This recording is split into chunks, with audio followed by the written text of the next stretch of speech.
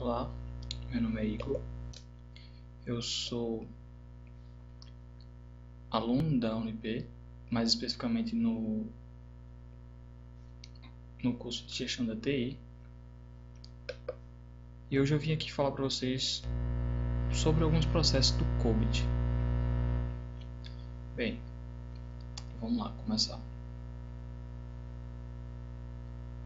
Equipe responsável: Ana Vitória, Igor Rafael, sou eu, e Joelson Silva.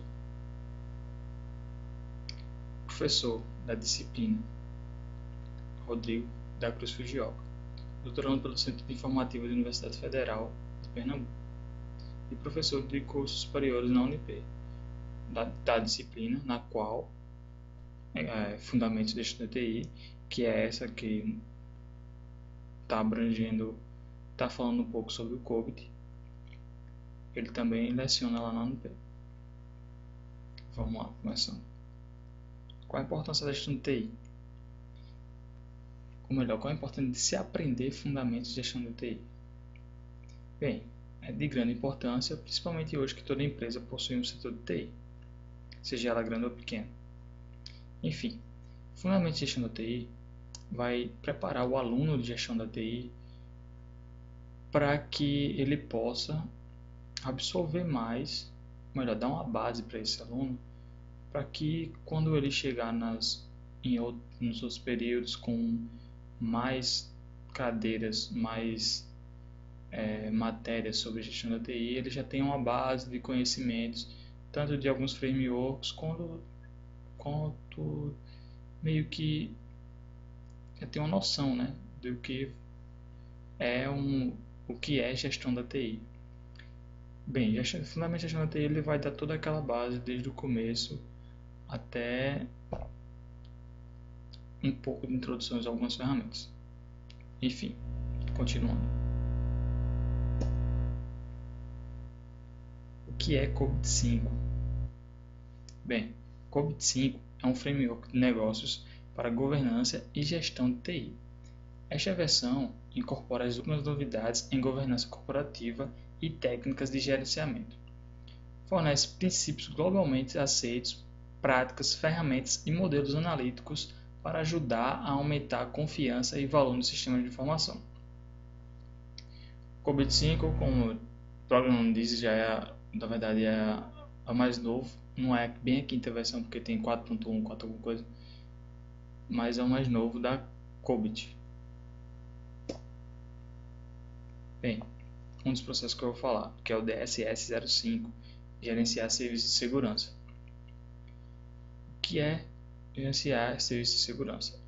Estabelecer e manter funções de segurança da informação e privilégios de acesso e realizar um monitoramento de segurança.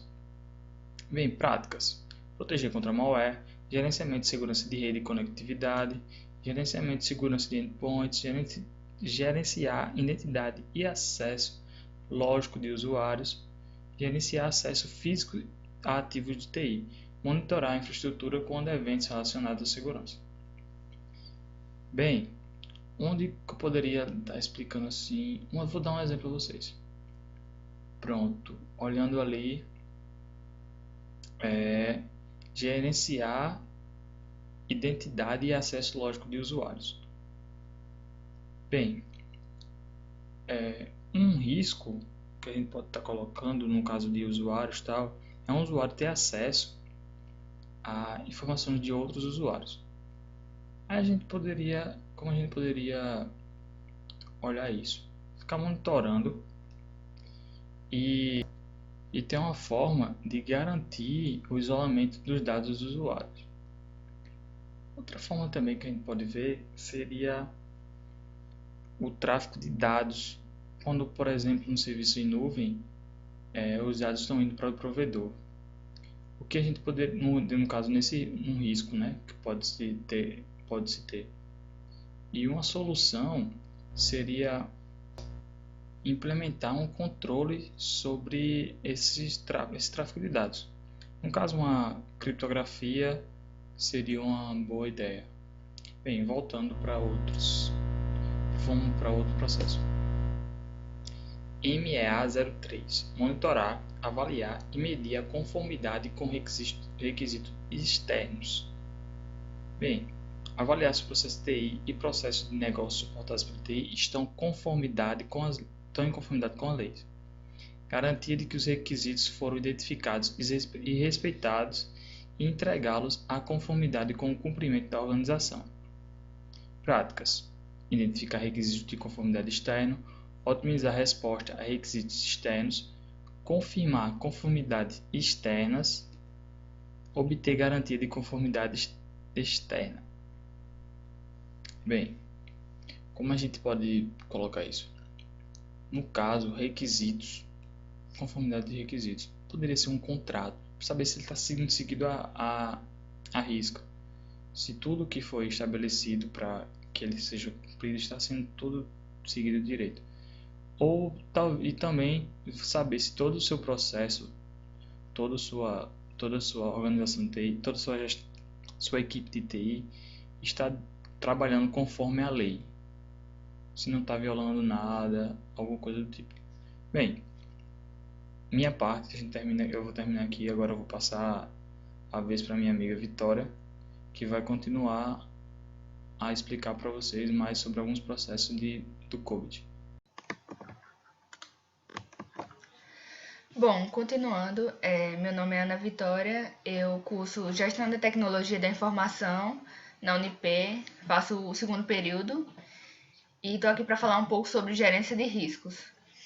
Ela identifica continuamente, avalia e reduz os riscos relacionados à TI dentro dos níveis de tolerância estabelecidos pela diretoria executiva. As práticas são coleta de dados, análise de riscos, mantém um perfil de riscos, articula os riscos e define portfólio de ações de gerenciamento de riscos e responde aos riscos.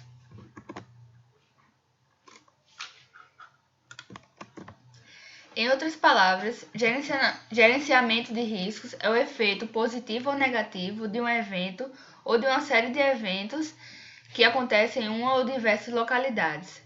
É calculado a partir da probabilidade de um evento se tornar um problema e do impacto que ele teria.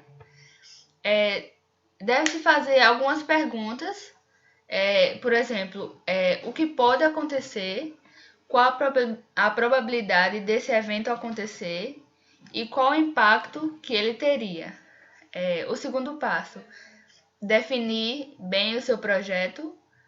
O terceiro, ouvir a opinião dos outros. Quarto, identificar as consequências de cada risco. O quinto, eliminar os assuntos irrelevantes. O sexto, listar todos os elementos de riscos identificados. O 7, indicar a probabilidade desse evento acontecer. Por exemplo, poderia fazer uma escala de 0 a 1, sendo que de 0.01 a 0.033 seria de uma baixa probabilidade. De 0.34 a 0.66 seria de média e 0.67 a 1 seria uma alta probabilidade. Então, teria que dar mais uma atenção especial a essa. O oitavo passo, indicar o impacto. Se ele for 0, não tem para que ele estar porque não é muito relevante. O nono passo é determinar o risco para o elemento, classificar os riscos e calcular o risco total. 10º passo, desenvolver estratégia de mitigação. A mitigação é projetada para reduzir a probabilidade desse risco acontecer. 11º, desenvolver planos de contingência. A contingência é projetada para reduzir o impacto se esse risco vier a acontecer. O 12º, analisar a eficácia das estratégias. 13º, calcular o risco efetivo. E o 14º, monitorar os riscos, já que você já tem o conhecimento deles.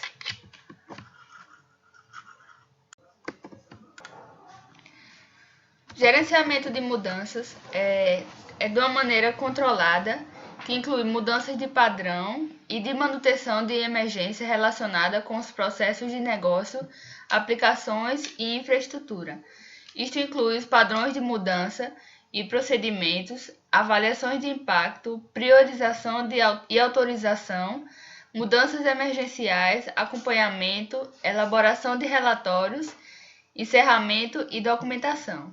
As práticas são avaliar, priorizar e autorizar solicitações de mudança, gerenciar mudanças emergenciais, rastrear e reportar status de mudanças, encerrar e documentar mudanças. O processo de mudança pode ser mapeado de diferentes formas, pois cada empresa busca a sua real necessidade dentro de um controle processual das atualizações tecnológicas. Algumas querem ter um controle maior para as mudanças emergenciais, outras querem que as mudanças rotineiras sigam um fluxo diferenciado que não requer nenhum registro, apenas uma aprovação por e-mail, por exemplo. Existem 4 etapas básicas para definirmos o processo de mudança. O primeiro passo é o desenho. Para a criação de algo dentro de uma empresa, você deve saber exatamente o que está propondo e quais as vantagens que irá trazer. E para conseguir visualizar isso da melhor maneira, temos que colocar no papel tudo o que estamos imaginando. O segundo passo é o teste. Depois que temos todo o processo mapeado, devemos testá-lo para verificação se tudo está conforme que foi desenhado. Um dos testes mais importantes é com a área técnica, pois são com eles que o Change Manager terá o maior contato, tanto durante a criação da mudança, como também no feedback final. O terceiro passo, um dos mais importantes, é a comunicação. Ela é muito importante para começar uma implantação com sucesso, pois não adianta nada o trabalho todo imposto no planejamento, para no final não saberem utilizar a ferramenta. É bom preparar um e-mail que explique o motivo da implantação, do processo de mudança, que mostre as vantagens e a segurança que a empresa terá com o controle das alterações tecnológicas. Caso seja possível apresentar para toda a área de TI antes de enviar um e-mail, seria ótimo, pois todo o público saberá quem está implantando e poderá sanar muitas dúvidas no próprio local da apresentação. Não é bom deixar questionamentos sem serem respondidos e não se preocupar com algumas perguntas repetitivas ou sem muito sentido, porque é bom lembrar que tudo é novo para a empresa e essa tem que se sentir confortável com o novo controle que está sendo implantado. O último passo é a implantação. A implantação final do processo é a parte mais simples de todos os passos. Isso acontece se conseguirmos completar com sucesso todas as outras tarefas, as anteriores. Gerenciamento da segurança define, opera e monitora um sistema para a gestão de segurança da informação. As práticas são estabelecer e manter um sistema de gestão de segurança da informação, definir e gerenciar um plano de tratamento de riscos de segurança da informação e monitorar e revisar o SGSI. Antes, você deve se perguntar: o que proteger, de quem proteger, os pontos vulneráveis e os processos a serem seguidos. Tem uma palavra-chave chamada ativo. Ativo é todo recurso que pode sofrer algum tipo de ataque, logo precisa de proteção. Portanto, todos os recursos que necessitam de alguma proteção é considerado um ativo. É importante classificar os ativos e ligá-los às suas respectivas ameaças. Avaliar e quantificar os ativos. Avaliação e quantificação dos recursos. Definir o valor das informações e dos serviços do ponto de vista dos terceiros envolvidos e do esforço necessário para recriar as informações, baseado no custo da perda ou de roubo de informação ou na queda de um serviço. Podemos avaliar o custo desse recurso. O valor de um recurso deve refletir todos os custos identificados que poderiam surgir se houvesse algum problema com esse recurso. Defina a prioridade do recurso baseando-se na avaliação anterior e no custo monetário desse recurso. As ameaças é algo que oferece um risco e tem como foco algum ativo. Uma ameaça também pode aproveitar-se de alguma vulnerabilidade no ambiente. Falsificação. A falsificação de identidade é quando se usa o nome de usuário e senha de outra pessoa para acessar recursos ou executar tarefas. Violação. A violação ocorre quando os dados são alterados.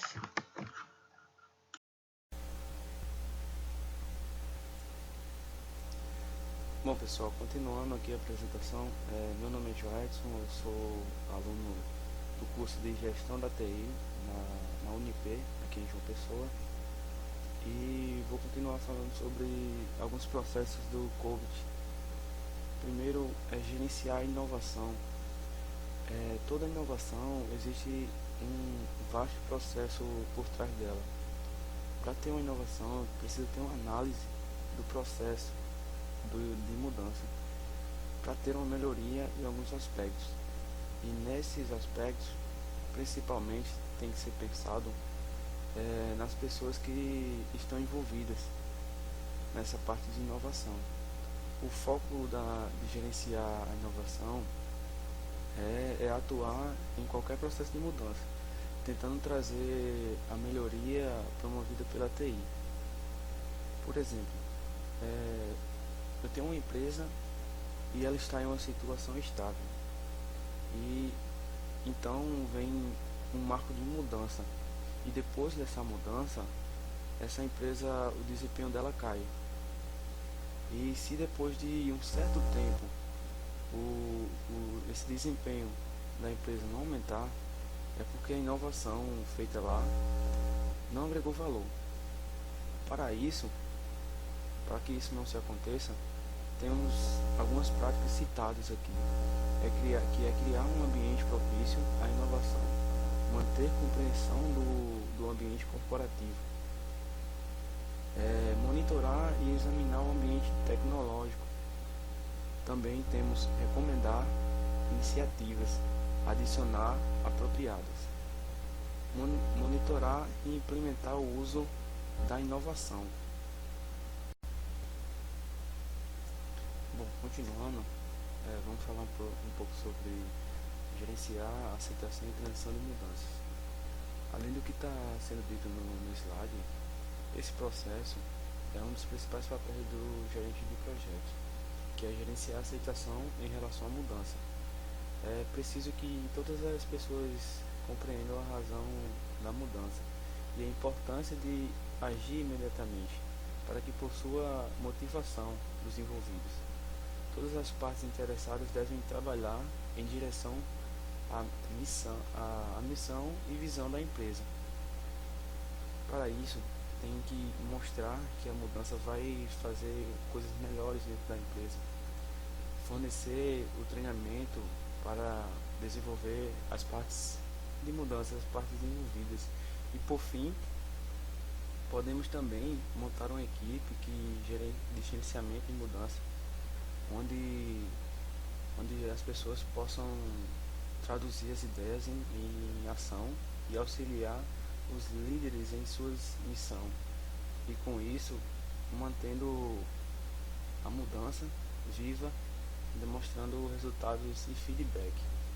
Algumas práticas: estabelecer um plano de implantação, planejar processo de negócio, sistema e conversão de dados, planejar teste de aceitação e promover suporte inicial para a produção.